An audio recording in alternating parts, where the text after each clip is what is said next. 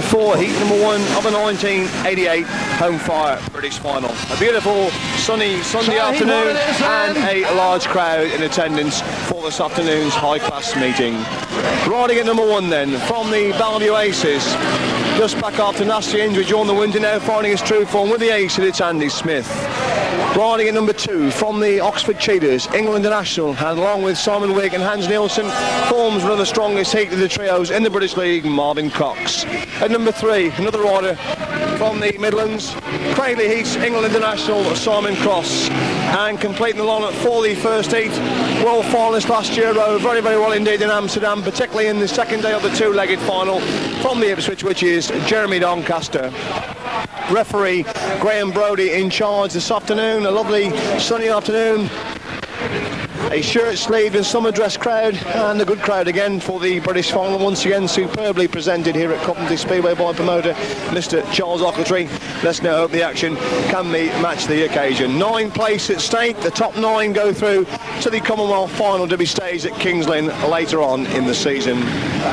The British final always throws up a few shocks. Will it produce any this afternoon? So gate number 1 then, it's Andy Smith. In gate 2, Marvin Cox. In gate 3, Simon Cross. Gate 4, possibly one of the favourites for this afternoon, it's Jeremy Doncaster. No one in fact seeming to want to settle for this opening heat. The sun beats down on the crowd as the riders take their time before moving into line for heat number 1. So Smith, Cox, Cross and Doncaster all 4 ready for heat number 1. Green lights on, now Doncaster makes it, okay, Cox makes it, Cox gets the ball in first, gets the line on the inside, Doncaster tries to work around Cross, gets round Cross to move the third, gets round Smith as well, move the second, Smith gets back inside Doncaster, real scrap for second and third, Doncaster is wide in the Coventry corner, and Smith gets back inside and Cross takes him as well, so Doncaster drops back for the second and last, he's back in the action again, as Cox leads into the pit score the second time, tremendous action, the first, second, third and fourth, and Doncaster again after being one time in second, now finding himself at the back, is it still Cox making the best his way home now as he comes to complete 2. It's Smith in second, Cross in third, and Doncaster losing contact at the back, and they make their way into that pits corner for the third time. So Oxford's Marvin Cox looks like picking up 3 points in heat number 1 now to lead into that Coventry corner for the third time. Start to spread themselves out now as Cox shows Finn Smith, Cross in third. It's a boarding start for Jeremy Doncaster at the back as they make their way into the pits corner for the full time. So after being in second, Doncaster totally told off as Cox making it count now as he leads into that Coventry corner for the full time and through for 3 points in heat number 1. Marvin Cox wins it. Second Andy Smith. The third spot, Simon Cross, tremendous action, the second, the third and fourth, and Doncaster in the thick of it all the time, and eventually trailing in a disappointing last in heat number 1. But a good start there for the Oxford Cheetah. Marvin Cox gets 3 points in the opening heat. Well done, Marvin. Setting up to a good start by Marvin's account. This final with 3 good clear points. The full race results for Peter Morris in the box. 64.4, 64.4. Second in red was Andy Smith, and third in white, Simon Cross.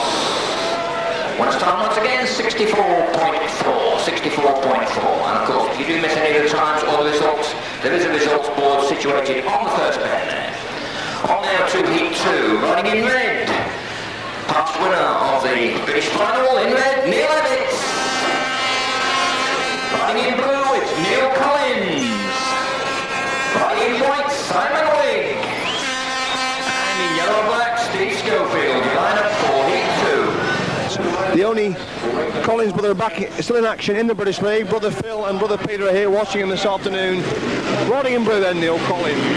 At number 6, has not had the best of luck in the British final so far. Amazingly, he's been eliminated 3 times in 5 appearances. Back, of course, with the Oxford Cheetahs this season after loan to the Hackney Kestrels. Former world long track champion, England National, England skipper Simon Wigg. And completing the lineup in yellow and black, one of 2 National League boys who've battled their way through to this British final. Of course, rides for the Paul Pirates in the British League. In the National League, has had British League experience with the Wolverhampton Wolves for 1 season, and of course also for 1 season was Coventry's named number 8. and 86, and said he'd won it for Kenny Carter on that occasion. Finished second last year, so the last 2 years he's not been at the top two, so a player record to hang on to as he lines up at the gate for heat number 2 this afternoon. So Evans, Collins, Wigg and Schofield. Settling then for heat number 2. Green lights on, being held, and it's Evans making a good game. Collins gets the corner first. Wigg streaks round Collins, leads into that pit, got a scope in the back, gets right around Evans to move the second, sets it out challenging Wigg. As Wigg shows then from Schofield, it's Collins in third and Evans at the back, and they make their way into the Coventry corner the first time, and Collins in top of that. Evans almost picked him off. As Wigg shows then from Schofield goes wide in the pit, scorer Collins gets further into Schofield screws it back on, gets back round Collins. Evans surprisingly still at the back as they make their way into the Coventry corner for the second time. His first took settle over the tremendous action with second, third and fourth, and Collins gets inside Schofield, leaves Schofield nothing, and Schofield comes again, but Collins gets back past him, and now Schofield cuts it back underneath Collins front wheel pulls the air coming off that pit's corner. As Wigg a mile away at the front is still Collins in second, Schofield in third, Evans still struggling at the back as they make their way through the start of the last lap then, and now Evans gets it on inside Schofield went too wide coming up that Coventry corner, and Evans slipped inside him.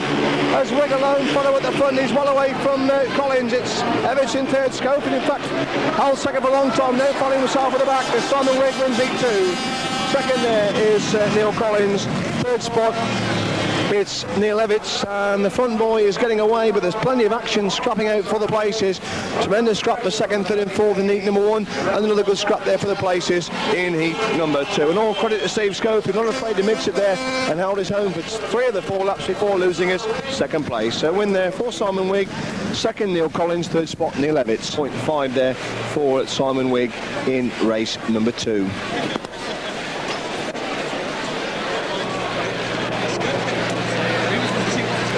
Let's have a look at heat number 3 then. Riding in red, the second of the National League qualifiers here this afternoon. Of course, had British League experience with the Hackney Kestrels last season before dropping back to the National League with Hackney Kestrels. 22-year-old Andy Galvin. Of course, had experience of the Coventry track, guested for the Ipswich, which is only last Saturday.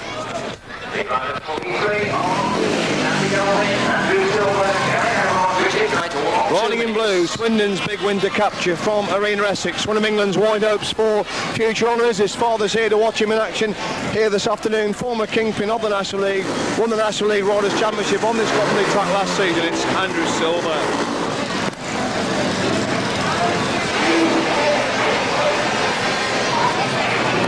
Riding in white, Bradford's big capture of last season, the 1987 European Under-21 champion. Had a tremendous night for Bradford Dukes against the Coventry Bees last evening on his own home track, and was instrumental in Bradford pulling off the shock win. It's Gary Havelock riding in white, and completing the lineup in yellow and black for race number 3. The big winter capture by the Kings and Stars of 2 seasons ago, when he was signed from the Ipswich Witches. England International, and of course won league and cup honours with the Ipswich Witches. It's Richard Knight. That's lineup then for race number 3.